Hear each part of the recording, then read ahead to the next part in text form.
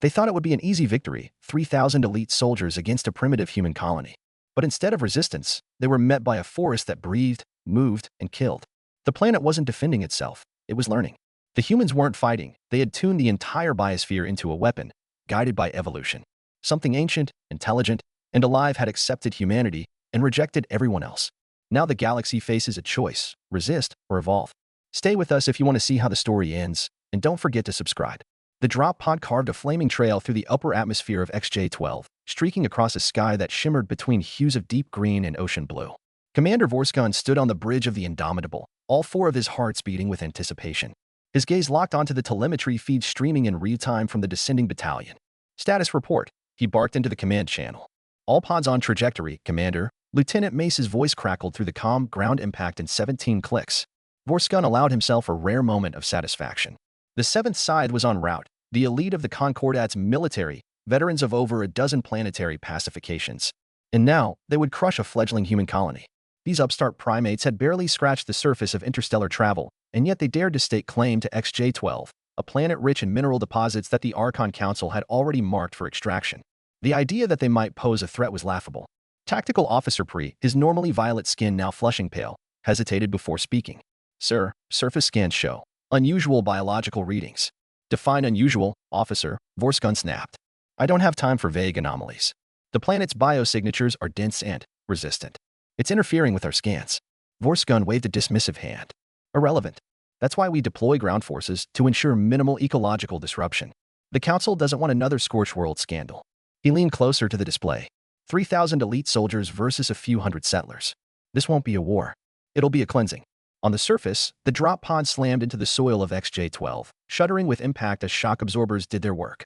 Major Coxur was already moving before the pod doors hissed open. He stepped into a world unlike any he had known. The air was thick with organic scent, rich, wet, wild. Establish a perimeter, he ordered. I want sensor arrays, defensive posts, and drone scouts up before nightfall. Captain 2X checked her helmet display. Nearest human settlement is 20 clicks northeast. Population estimated at 300. We move at dawn, Kak said. Tonight, we dig in. The 7th Scythe deployed with efficiency born of experience. These weren't fresh recruits. Every soldier here had survived at least 15 combat drops. They knew how to take a world. But as darkness crept across XJ-12, something crept with it. Strange sounds echoed from the surrounding forest, hoots, clicks, and distant growls that defied classification. The canopy teemed with unseen life. 2X approached Kak near the southern watch post, helmet off. Beautiful world, she murmured. Profitable, Kak corrected. Enough rare earths to power the Concordat's growth for decades. A scream tore through the dusk. Kak's hand flew to his sidearm. Report. Perimeter breach, southeastern quadrant. A voice shouted, distorted by panic. Something grabbed, Trooper NL, we can't see. The channel cut to static. Kak sprinted through the underbrush with 2X and a team of guards in tow. When they arrived, they found 3 soldiers dead. Their exoskeletons were shattered, armor torn apart with precise strikes to weak points. By the hells, 2X whispered. Sergeant Lermermack pointed at the tree line. It came from there. Big. Fast. Silent. Hit us like a ghost. Kak examined the remains. This was no random wildlife attack. The hits were calculated. Tactical. Coordinated. Lock down the perimeter, he snapped. No one sleeps tonight. Dawn broke red and hazy over XJ-12. Despite doubled guards and motion sensors, 8 more troopers had vanished during the night, taken, butchered, consumed. 2X scowled at her data slate. Each attack hit a different point in our defenses. Whatever this is, it's adapting. Special ops? Kak asked. Could the humans have military assets here? Unlikely. Their tech's outdated, and the settlement hasn't moved. Lieutenant Zuriel, xenobiologist, cleared his throat. I believe it's the planet itself. Speak plainly, Kak growled. This world has no single apex predator. Instead, species seem to work together, predators, prey, even plants. It's like a symbiotic defense net. You're saying the ecosystem is defending itself? Or being directed? Before Kak could respond, an explosion rocked the base. Multiple hostiles approaching from all vectors, shouted a comms officer. Kak rushed outside. Trees were moving, ripping themselves from the ground, marching toward their encampment. Behind them surged a wave of creatures, some feline, some insectoid, some unlike anything cataloged. All units, battle stations. Kak shouted. Heavy weapons on the walking trees. The forest became war. Plasma fire lit the twilight. Creatures fell, but for each one destroyed, more surged forward. Some emerged from underground, giant worms that swallowed soldiers whole. Others dropped from above, winged beasts with acidic saliva and claw-tipped wings. The northern perimeter's gone. 2X called out. We're surrounded. Fall back to inner defense grid. Form Alpha Line. The 7th Psi, the pride of the Concordat, was retreating for the first time in its history. On the bridge of the Indomitable, Commander Vorskan stared in disbelief at the casualty reports. "This can't be happening," he muttered. "We sent 3,000 of our best." "Sir," said Officer PRA, stepping forward, his expression grim. "We misjudged the humans. These aren't settlers. They're terraformers." Vorskan turned sharply. "Explain." "They've engineered the planet. Modified the ecosystem, not with tech, but biology. Directed evolution. Defensive coordination. The planet is a weapon. No signals. No command centers. No infrastructure. Exactly. It's all natural. And we can't detect or disrupt it." Vorskan's breath caught. "Get me Major Kak." Now, on the surface, chaos reigned. Less than half of the battalion remained. The outer perimeter had collapsed completely. Major Kak's armor was scored with claw marks. His helmet bore a gouge near the left eye, now sealed with field epoxy. "Command says evac," the comms officer relayed. "Immediate. New intel confirms the planet is hostile by design." Kak stared at the burning tree line. "We still have over 1,000 able soldiers. With orbital support, we can..." "Extraction orders are final," came Vorskan's voice. "The longer we stay, the more the ecosystem learns." A deafening shriek pierced the air as a flock of flying squids with blade-tipped tentacles dove into the camp. Soldiers screamed. Plasma fire erupted. Tuix appeared at Kak's side, eyes wide. "We won't hold much longer." Kak gave the only order left. "Prepare for emergency evacuation. Establish a corridor to the drop pods. Get everyone you can out. Leave the dead." Tuix nodded. "Yes, sir." They began the retreat, and the forest began to close in. Flamethrowers roared to life, cutting swaths through encroaching vines and moss that grew faster than any botanical life had a right to. The evacuation was chaos wrapped in desperation, squads moving in tight formation, firing in every direction, carrying the wounded or dragging them by their armor harnesses. Kak brought up the rear, covering the retreat. He watched as the forest closed in behind them, sealing the path with roots and animated trees. What had begun as an organized fallback turned into a race against time. The drop pods, once shining symbols of the Concordat's superiority, now stood half overgrown, moss already devouring their outer hulls. "Burn it off," Kak ordered. "Clear that pod." The fire teams pushed forward, scouring the entrance with chemical flame. But even as the entrance cleared, new growth pressed in vines crawling back with frightening speed. "We're not going to make it," Tuix said. Her voice was calm, too calm. Kak could hear the death knell in her tone. "One pod," he said through clenched mandibles. "We focus on one pod. Get as many inside as we can." The soldiers tightened their formation around a single extraction point. Plasma blasts carved glowing arcs through the enemy. Specialized troops used sonic charges to disorient nearby fauna, while grenades filled the air with bursts of synthetic pollen designed to scramble olfactory trackers. But it was like bailing water from a sinking ship with a spoon. For every push forward, the jungle retaliated. Creatures too strange to name lunged from the foliage. Some spat corrosive bile. Others bled clouds of spores that caused soldiers to convulse mid-sprint. Lieutenant Zuriel fell to one such plant. A low, inconspicuous shrub that burst into a cloud of shimmering dust. Within seconds, he was paralyzed. 3 soldiers tried to lift him. All were dragged into the underbrush by vines that wrapped around their limbs like serpents. Tuix surged forward, rifle in one hand, cutting torch in the other. She cleared the path to the pod with raw fury, shouting for the others to follow. "Move. Get inside." One by one, they piled in, the wounded crammed atop the living. There was no order, no hierarchy, just survival. A trooper pointed skyward. "Incoming. Human shuttle." Kak looked up. A small human craft descended, hovering above the battlefield like an indifferent god. It didn't fire, didn't deploy troops. It simply opened a hatch. From it descended a single human figure. Not armored, not armed, dressed in what looked like a simple environment suit. The figure held up a device, something barely larger than a communicator, and activated it. The jungle froze. Every vine, every tree, every creature, still. Kak felt his blood chill.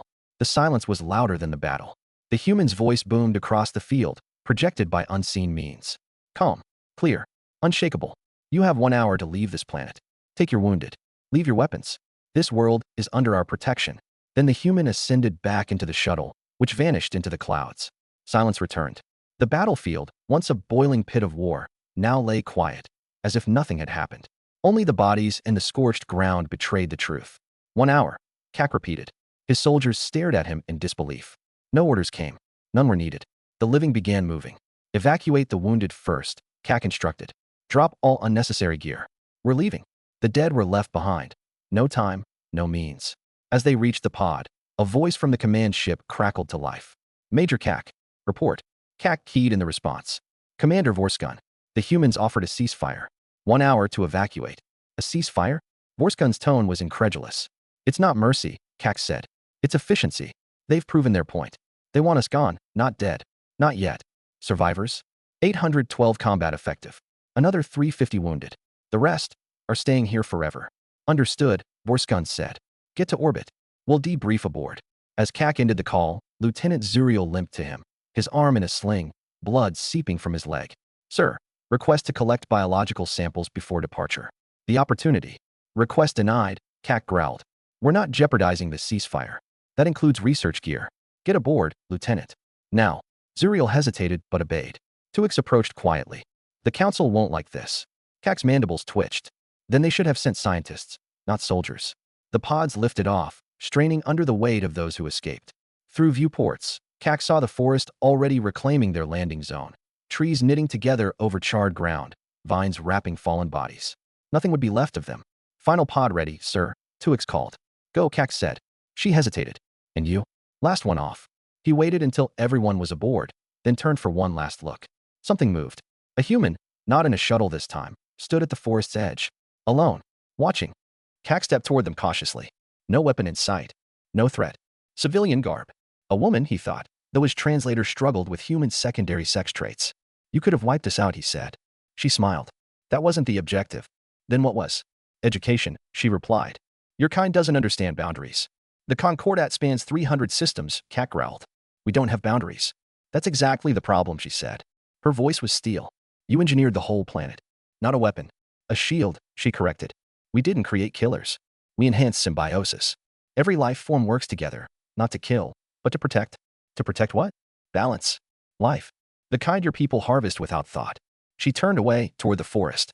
The trees parted before her as she walked into the green, vanishing like a ghost. Kak ran back to the pod and sealed the hatch. Engines flared. They lifted off, leaving the nightmare of XJ-12 behind.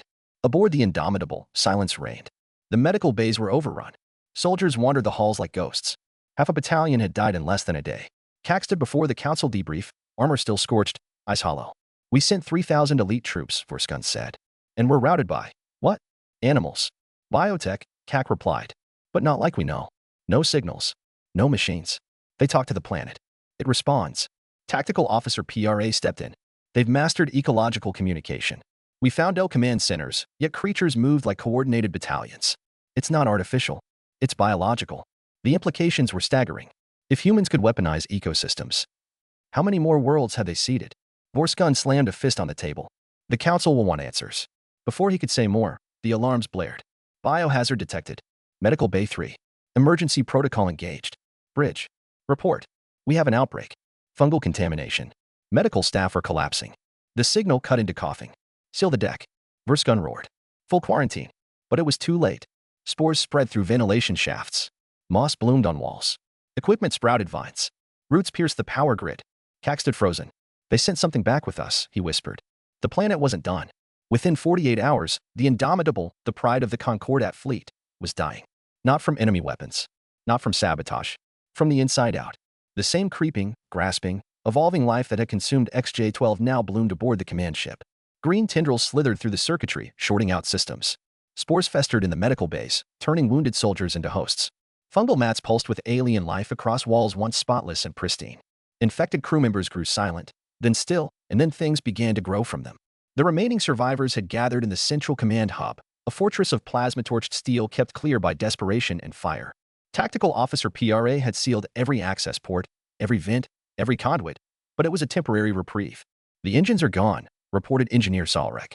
Her uniform was stained with purplish-green slime, and her breathing was shallow. Life support at 17% and falling. Commander Vorskun sat slumped in the corner, his face now half consumed by a crust of glistening growth.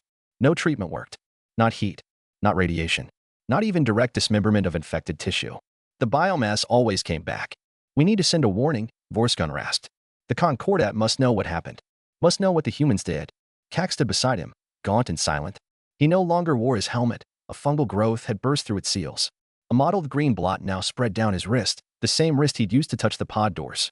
We don't have a functioning transmitter, he said grimly. Communications are limited to line of sight. There is one option, said PRA, his voice heavy. The auxiliary shuttle. Bay 4. It's isolated. Still clean. Its comms array works. Enough to reach Outpost Krell. Kak turned.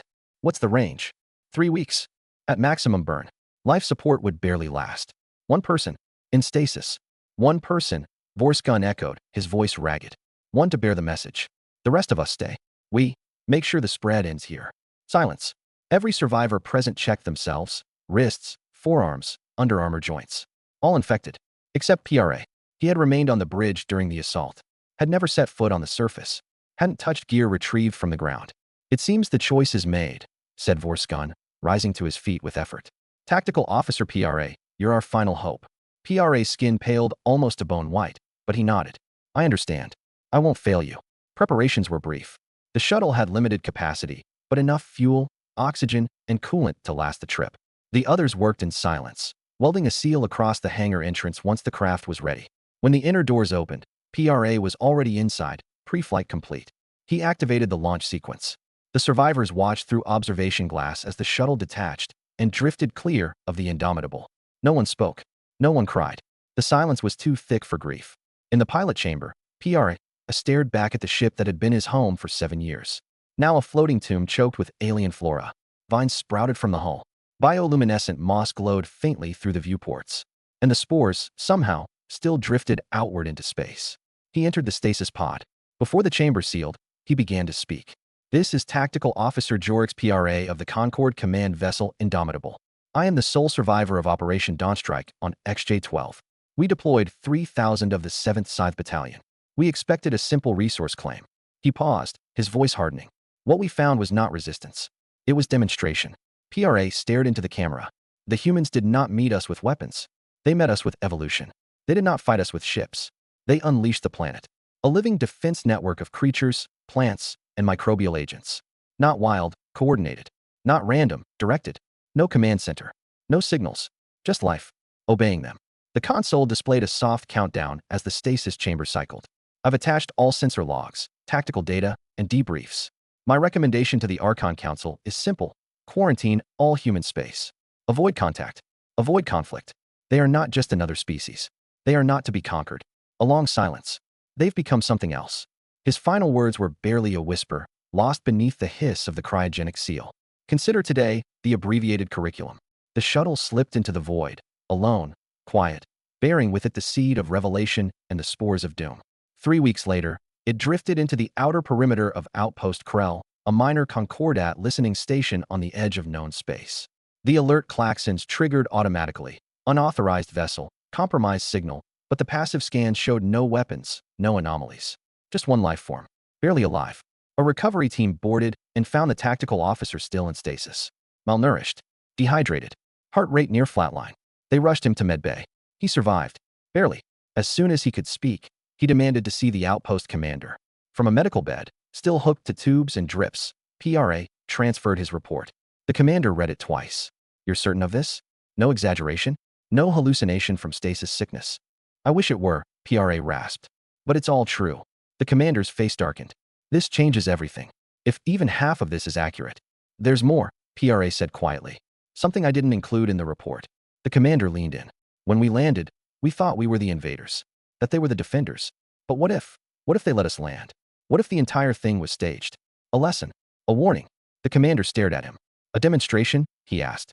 Exactly, PRA said. To show us what they've become. He turned his gaze out the window, toward the stars. They don't need fleets. They don't need energy weapons. They have planets. And the planets fight for them. The commander said nothing for a long time. Then a medical technician approached, frowning at her scanner. Sir, she said, we detected something in Officer PRA's blood work. An unidentified microorganism. It's replicating. PRA looked down at his wrist. A faint green tinge beneath the scales. Exactly where Cax's infection had started. He felt it. The slow crawl of foreign biology through his body. Quarantine, he whispered. Full lockdown. Now, alarms began to sound. But deep inside, PRA knew. It was already too late. Containment procedures at Outpost Krell engaged immediately. Bulkhead doors slammed shut. Air recyclers were sterilized. Medical Bay 3 was converted into a sealed isolation ward, and Officer PRA was wheeled inside beneath layers of containment film. Outside the door, technicians scrambled to recheck scans, but the results remained consistent. The microorganism was unlike anything in the Concordat's extensive genomic archives. It wasn't a virus, nor a bacterium, nor a spore, at least not in any traditional sense. It behaved like all three, adaptive, mobile, reactive. It didn't kill. It transformed. The outpost commander stood in the observation gallery, his gaze fixed on the pale-skinned officer who lay motionless beneath medical scanners that blinked red and yellow in alternating patterns. "How long?" he asked the chief medical officer. "We don't know, sir," she replied. "There's replication, but it's controlled. Structured. Like it knows it's being watched." A silence. Then she added, "It's not attacking him. It's using him." In the isolation chamber, PRA's mind drifted in and out of lucidity. Dreams blurred with memory. The forest of XJ12 twisted through his thoughts, vines pulsing with breath, the ground alive with footsteps, and that human woman walking away as the trees parted before her. Her voice echoed through his mind even now. Consider today's lesson the abbreviated curriculum. What, then, was the full curriculum? A day later, the first incident occurred. Technician Coram, one of the medics who had assisted in unloading the shuttle, collapsed in the dining hall. His skin bloomed with translucent spots like dew on glass. Beneath the surface, green veins shimmered faintly. Within an hour, 4 more staff showed symptoms. None had come into contact with PRA directly. The infection was spreading without vectors, without spores, without physical exchange. Somehow, the outpost was being rewritten. "Seal all decks," the commander ordered. "We treat this as a planetary-level biohazard." But already it was spreading into ventilation shafts, communication relays, food synthesizers. Power conduits flickered. Lights buzzed. The walls began to sweat. Inside isolation, PRA opened his eyes and found them no longer entirely his. The green hue beneath his skin had spread, laced with subtle patterns that pulsed with synchronized rhythm, like a forest canopy under moonlight. The medical AI still monitored him, but its system had degraded. Readouts no longer made sense. It flagged abnormalities, then crashed trying to interpret them. PRA sat up, his thoughts sharp, clearer than ever. There was no pain, no fear, only understanding. This wasn't an infection. It was a message. Outpost Krell didn't stand a chance. By the third day, half the personnel were in containment. The rest worked tirelessly in sealed suits, patching failing systems, trying to keep lights on and doors operational. But green shoots began to appear in places where no one had been: walls, consoles, even inside sealed crates. One of the engineers found her toolkit sprouting vines. Another discovered moss creeping over his data slate, the electronic display still flickering beneath. It was learning, colonizing. A quiet invasion without ships, soldiers, or threats. Just life. Unstoppable, beautiful, and deliberate. The commander held a final meeting with the remaining senior staff. 6 officers, all weary, all coughing. Biofilters had failed. The infection was now internal. "I need options," he said. The silence in the room was telling. "Evacuation?" one finally asked. "Contaminated pods," said another. "Same thing that happened on the Indomitable. Vines in the guidance systems, root webs in the oxygen lines. We've opened 2 so far. Both death traps." PRA's voice came through the intercom, calm, lucid. "You won't escape it," he said. "It doesn't want you dead. It wants you changed." They stared at the speaker. "Officer PRA," the commander said, "you're infected. You're not cleared to." "This isn't infection," PRA said. "It's integration." "What are you saying?" "I understand now. The humans didn't build a weapon. They cultivated a language. One the planet could understand. They guided the biosphere, gave it purpose, direction, awareness." The commander leaned in. "Awareness." "Yes," PRA said. "The forest, it wasn't reacting randomly. It knew. And now it's showing me." He looked down at his hands. Tiny green threads moved beneath his skin, rearranging, pulsing gently with every heartbeat. "I see everything. Root to canopy, predator to pollinator. Everything is in balance. Until we arrive. Then the system resists. It adapts. Fights. You brought it here," the commander said. "To this outpost." "No," PRA replied. "It followed. Because we didn't listen." At that moment, the lights died. Backup power kicked in, dim red glow illuminating the metallic halls. The floor vibrated slightly, a new hum beneath the base, as if something beneath the station had awakened. "Seismic activity?" the commander asked. "No tectonic plates on this rock," said one of the technicians. "That's something else." PRA smiled faintly in his chamber. "They're here." The command crew rushed to the central hub. The exterior cameras still worked. Outside, the barren plains of the outpost now shimmered with movement. Thin growths, almost like crystal filaments, spread outward in all directions. Pale green fungi bloomed in seconds. And in the distance, shapes, plant-like, insectal, moving slowly toward the station. One of the officers stumbled backward from the feed. "That wasn't there yesterday. There was nothing out there." "It grows fast," PRA said, "especially when invited." The commander slammed a fist on the console. "How do we stop this?" "You don't. Then why are you talking to us? Why warn us? Why speak?" PRA's eyes glowed now, not bright, but subtly bioluminescent. "Because it wants you to understand," he said, "before it becomes all there is." The feed cut. The outer perimeter sensors failed one by one. The tracking systems, originally designed for meteorological events and minor fauna, couldn't parse the signals now flooding in, life forms too large, too dense, too synchronized, and too alien. Outpost Krell was officially cut off. Within the command center, officers worked under emergency lighting. Bioscanners chirped endlessly, detecting anomalies in every system. Not mechanical malfunctions, biological activity. Filamentous structures, root-like growths, cell colonies mimicking wiring patterns. The biosphere outside wasn't just expanding. It was interfacing. "We're being absorbed," one technician whispered. They had run out of filters, out of suits, even out of fire. The plasma torches had been drained 2 days ago in a futile attempt to sterilize the docking ring, which now resembled a greenhouse overtaken by wet moss and softly glowing spore clusters. In the isolation chamber, Officer PRA stood in the center of the room, watching the green veins swirl beneath his skin. His reflection in the glass looked almost peaceful, but his voice, when it came over the intercom, was crystalline in its clarity. "It won't kill you. That's not its goal. You are part of the equation now. You brought yourselves into the network, and now it's making space for you." The commander had stopped trying to reason with him. PRA no longer responded to demands, threats, or pleas.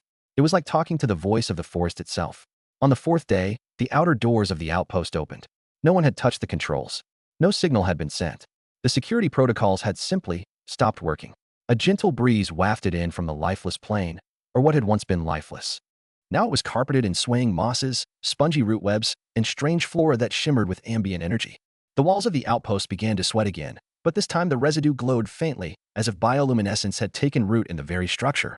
"I think it's welcoming us," one of the junior officers said, almost entranced. "Seal that door," the commander snapped. But it was too late.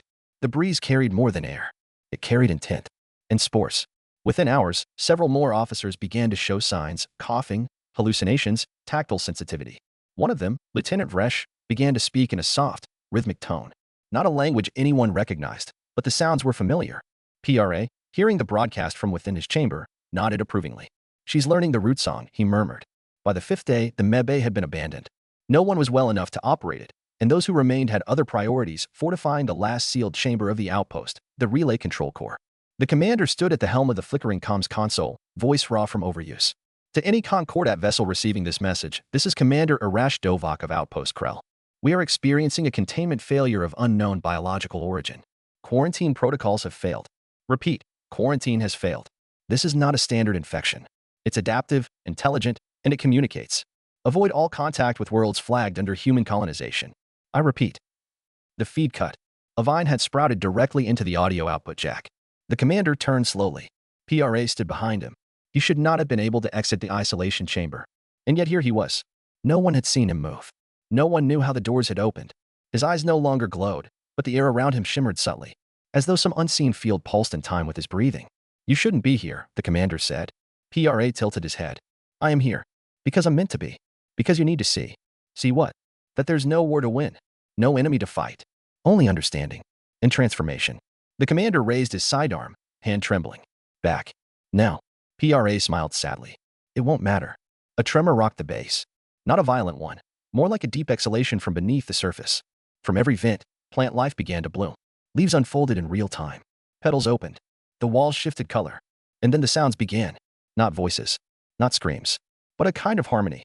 The same tone Vresh had muttered earlier, now resonating through the entire outpost. PRA stepped forward. And the commander fired. The plasma bolt struck him squarely in the chest and dissipated. Not reflected.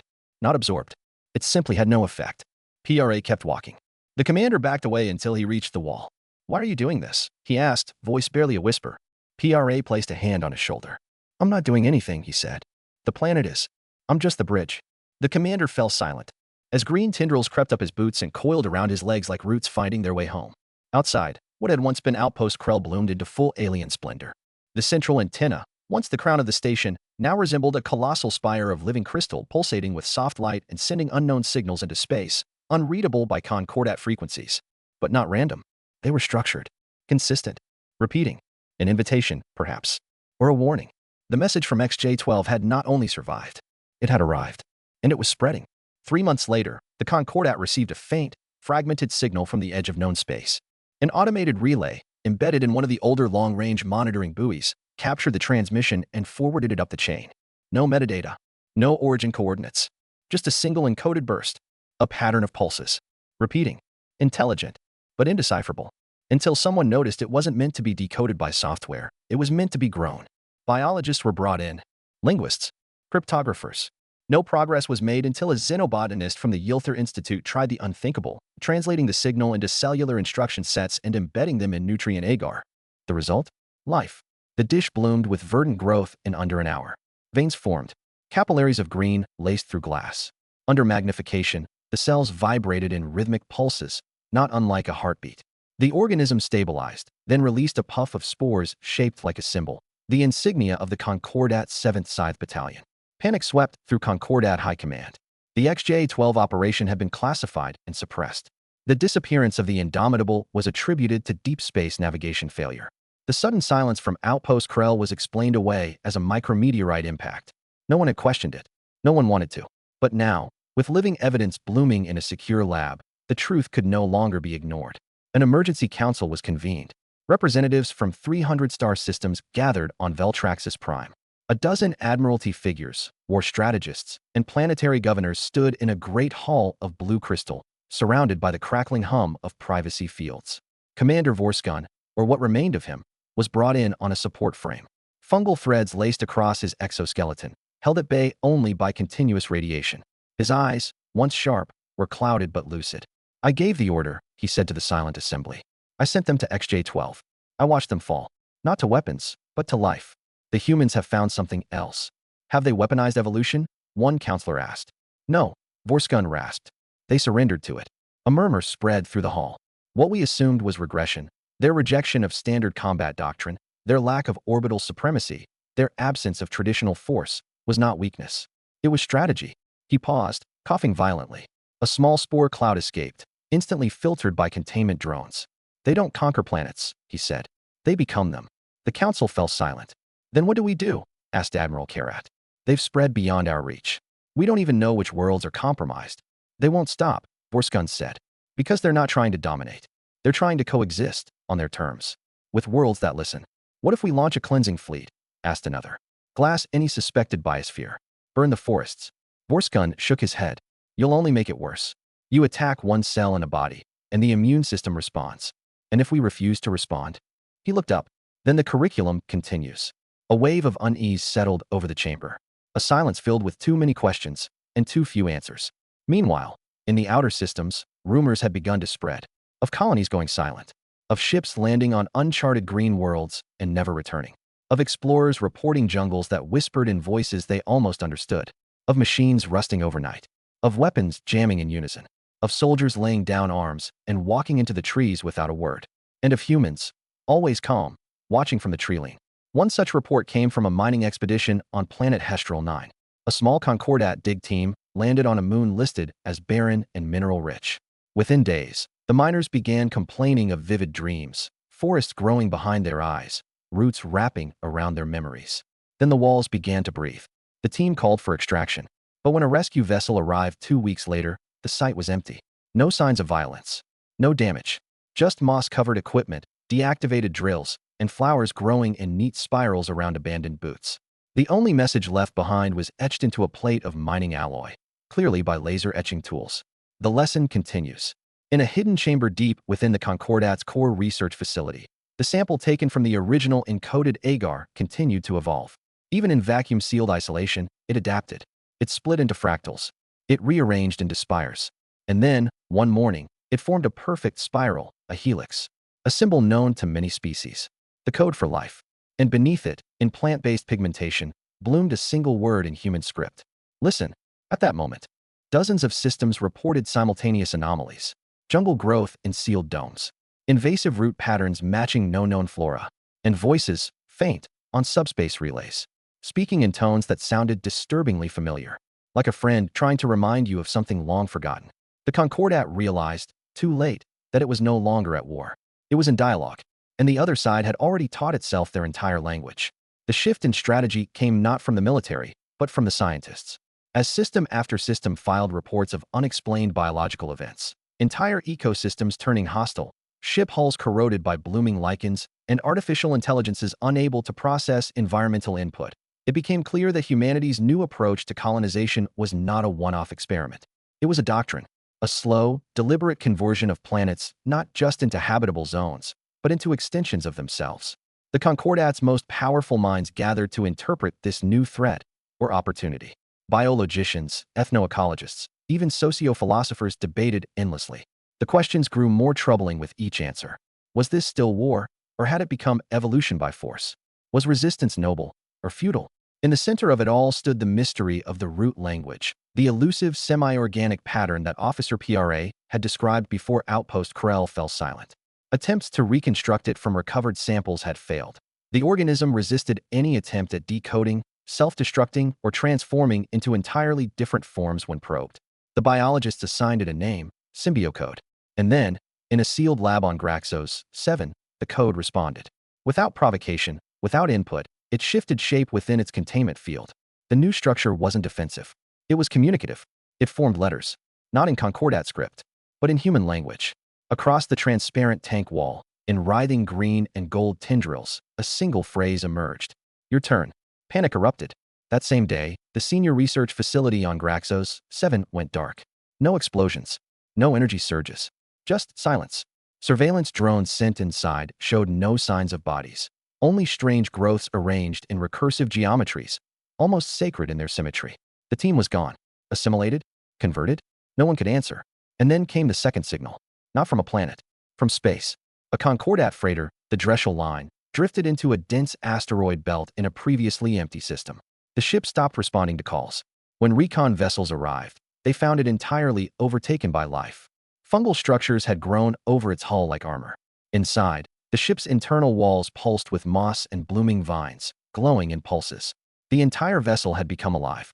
And in its heart, embedded into the captain's chair, was a tree. Its roots wrapped through the deck plating. Its branches curled toward the ceiling. And hanging from one limb, suspended by vines, was the captain's log device. Still intact. Inside it, the last entry. We thought we carried cargo. Instead, we carried seed. The implications shook the Concordat to its core. No longer were planets the only vectors. Ships, outposts, even sealed cargo pods, all had become transmission vectors for whatever this was. Not just biology. Philosophy, encoded in cell. The Archon Council reconvened in secret. Hundreds of plans were discussed. Planetary purges, biological counterweapons, planetary sterilization. None were approved. Too risky. Too late. Because already, across dozens of Concordat systems, small green shoots began to appear. In gardens. In airlocks. In memory cores. And when analyzed under microscopes, they carried the same pattern as the Symbiocode. The same message. Your turn. On a remote moon called Silent's Edge, a listening post assigned to deep space observation, one of the last uncorrupted data analysts stood alone before the relay screens. He had long refused upgrades. Kept everything analog. Clean. Separate. He watched the data streams cascade, pulse, shift, all of them slowly changing their formats. Not corrupted. Transformed. He saw fractals in their structure. Color-coded symmetry. Breath patterns woven into code. And then, the final screen blinked and translated the main message from the core Concordat net. We are not conquerors. We are continuity. The analyst stood slowly, unsure whether to scream or pray. On a world called Tyrones 4, one of the last military outposts began to report dreams among its soldiers. Shared dreams. Of forests growing around them. Of roots crawling gently across metal floors. Of voices from the leaves whispering in Concordat dialect. One soldier, in a moment of desperation, fired into a tree growing in the mess hall. It bled, and whispered his name. He shot himself hours later. Not from guilt. From longing. And always, somewhere nearby, a human observer. Silent. Calm. Wearing no armor. Holding no weapon. Only watching. As if waiting for someone to finally listen. As if knowing they would. Because the lesson wasn't over. It was just beginning. And the final test would not be one of fire or plasma or courage. It would be one of choice. Whether to resist the inevitable or evolve into it. A year had passed since XJ12. By then, no one referred to it as a planet. It had become something else entirely. A legend, a cautionary tale, a whispered term in military academies and biological summits alike. The green threshold, they called it now. The first world to speak back. The first world to invite. Despite the fear, the council had refrained from a full quarantine. Trade continued. Borders shifted. Human and Concordat vessels still passed through the stars. But it was different now. You could always tell when a ship had stopped on a human-settled world. Its crew was quieter. Their eyes lingered longer on the leaves of station gardens. They spoke of dreams they couldn't describe and feelings they couldn't name. They no longer feared the forest. They missed it. The Archon Council ordered the study of the root language be reclassified as top priority. Not for war, not for eradication, for understanding. Because some began to ask, what if this wasn't conquest at all? What if the humans had found a way forward, not through dominance, but through harmony at scale? A way of living with their environment, of being heard by it. What if they hadn't weaponized nature? What if they had liberated it, and the ecosystem had chosen to defend them of its own accord? Such thoughts were heresy to many, but not to all. On Veltraxis Prime, a defector from the Concordat Science Corps, Dr. Keshar Rel, presented a paper in private to a select quorum. In it, she outlined what she called symbiotic ascendancy theory, that humanity had reached a form of post-technological integration, that their settlements were not expansions but seed nodes for biological intelligence, that they had created, or discovered, a method of communication between sentient species and planetary biospheres, and that the phenomenon was no longer isolated. PRA's transmission had made it farther than anyone expected. Across the galaxy, signs began to appear. Worlds seeded with non-native plants that immediately adapted, outcompeting invasive species without harming local fauna. Atmospheric balances correcting themselves without machinery. Storm patterns shifting around human settlements without artificial climate stabilizers. And always, those same patterns embedded in roots, in leaves, in bark. The curriculum continues. Not everyone welcomed it. On Gether, a full Concordat strike team opened fire on a grove of rapidly spreading vines near a human outpost. The vines bled orange. 2 hours later, their base ceased all transmissions. When recovered, the soldiers were alive. But different. They had set down their weapons, and they were tending the trees. When questioned, they responded in Concordat dialect. But their cadence had changed. Softer, measured, as if translated. The final warning came not in a battle, but in a gift. A small vessel, unmanned, drifted into Concordat space near the Balsic Nebula. No propulsion, no signal, just a pod. Inside, a single item, a seed. It pulsed faintly with bioelectric rhythm, and etched into the outer shell, using a language so old only archivists could recognize it, were the words, "You are ready." That night, across 32 systems, identical dreams bloomed. Concordat citizens, generals, workers, teachers, found themselves walking in an endless forest. The canopy sang, the roots whispered, the air shimmered with language. Not just words, but intent. And at the center of it all stood the same figure. A human, unarmed, smiling, their hand extended, not in conquest, in invitation. Across the galaxy, something shifted, not with thunder, but with silence. A new equilibrium emerged, not enforced, not mandated, but grown. Not all accepted it, but all understood it. The age of dominion was ending. The age of conversation was beginning. And as the Concordat reeled from the truth, as it reshaped its policies, its ambitions, its very identity, the human colonies never spoke a word. They simply waited. And when the Concordat finally asked, not for territory, not for surrender, but for understanding, the answer came not in language, but in blooming green, in quiet resonance, in the soft heartbeat of a planet that listened back. The lesson was over. The test had begun, and the forest was watching.